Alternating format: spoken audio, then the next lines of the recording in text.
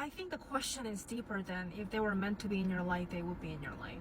Because if you ask that question too much or hyperfixate on that question, then you also negate the fact that sometimes you have to take a different approach to navigate a situation or to resolve an issue. So I don't think it's always about if they are meant to be, then it will be.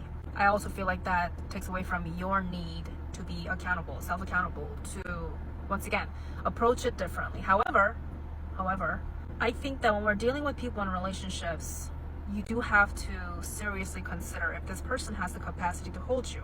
I think that is a more direct and more precise approach to looking at if this person is deserving of you. And not only that, because I don't want you to put yourself on the pedestal to a point where it actually works against you, because right in relationships, like give and take. So it's also not in your benefit to act as though you're like the ultimate prize. I mean, like, it's good to have that self-awareness and self-love. Yes, that's good to have intact, but like in realistic settings, it's all about really measuring the value of this relationship, but also measuring like what you bring to this, and like if you guys are compatible, right? I'm talking about all kinds of relationships, although most people always think I'm talking about always romantic relationships. Any relationship that requires depth and emotions, and you feel like this person's not really seeing you right or holding you right, or you feel like it's a little imbalanced to a point where you feel like you've been giving more and you've sacrificed more, and you feel like this person is like starting to not appreciate you, or they're acting in ways that are making you feel unworthy. Your worth has nothing to do with the other person, right? Like if you have your self-worth and self-love intact, then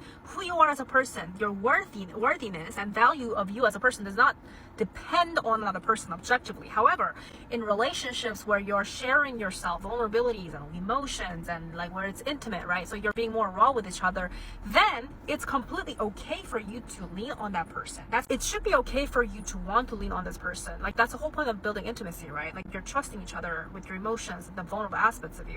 And so that's where this question of if it's meant to be, will be, that's where it comes into play.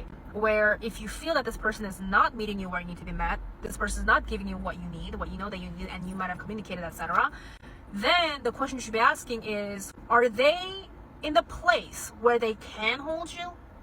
And do they want to hold you? And if they did before, what changed? So they changed?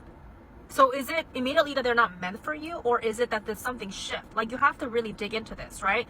Because every situation is different. This is a very situational setting, by the way. It's a very nuanced conversation.